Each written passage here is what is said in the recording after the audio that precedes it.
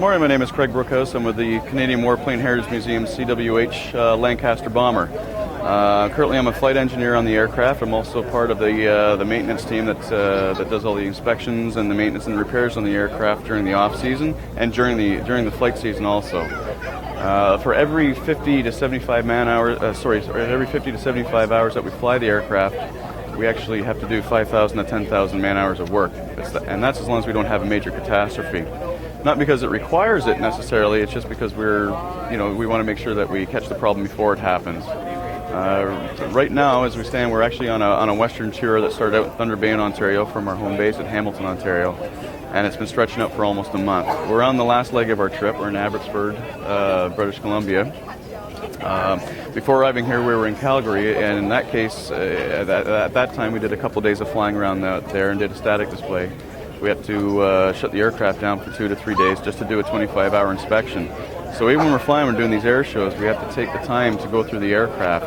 The SAIT facility in Calgary really took care of us. They opened their hangar to us and allowed us to use a wonderful, absolutely beautiful facility. Really put the red carpet out for us, and it really helps us when we're on the road because it's a lot of work, and when you're away from home for that amount of time, it gets frustrating sometimes because there's you don't always have every tool you need or everything that you try to remember everything when you leave home base, but you can't always remember everything, and they really helped us out.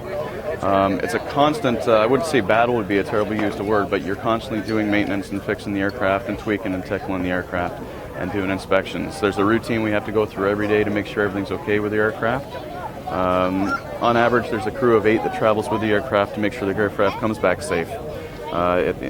We are a spectacle for air shows. People love seeing us, but at the end of the day, we're not here to fly as a carnival ride. It's a piece of history. It's a flying museum. We're here to protect and preserve the aircraft.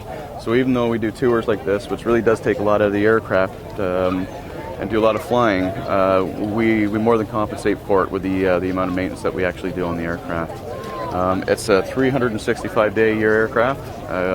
It's getting very old. It does take a lot of people through the aircraft on a daily basis and a yearly basis. I lose count. I couldn't imagine how many people actually go through this aircraft. So in order to keep the preservation of the aircraft, it's a non-stop job. When you're on the road with it or in the air, whatever terminology you want to use, it's an eat, sleep, and dream, and whatever else you're doing at the time, you're thinking of the Lancaster. Just to, can I do something better? Did I miss something? Did something, unfortunately we do get the odd person in the public that does something really ridiculous to the aircraft, tries to take a piece off, so we have to fix a lot of damage when it comes to stuff like that. But generally it's a very, very safe aircraft, very well built.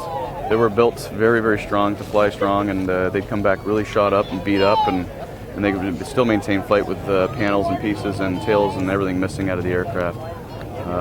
So it's never, sometimes it is absolute labor of love. Everybody on this cruise here, not because they have to or because it was, for the t-shirts, because we all want to. We love this aircraft. We love the heritage of this aircraft. We love what the aircraft stands for. It's a major part of Canadian history. I mean, to be built in Malton, Ontario, which is now Toronto, by primarily a female workforce, they were expected to last hopefully 3 missions, and they paid for themselves, and here we are almost 70 years later still flying the aircraft.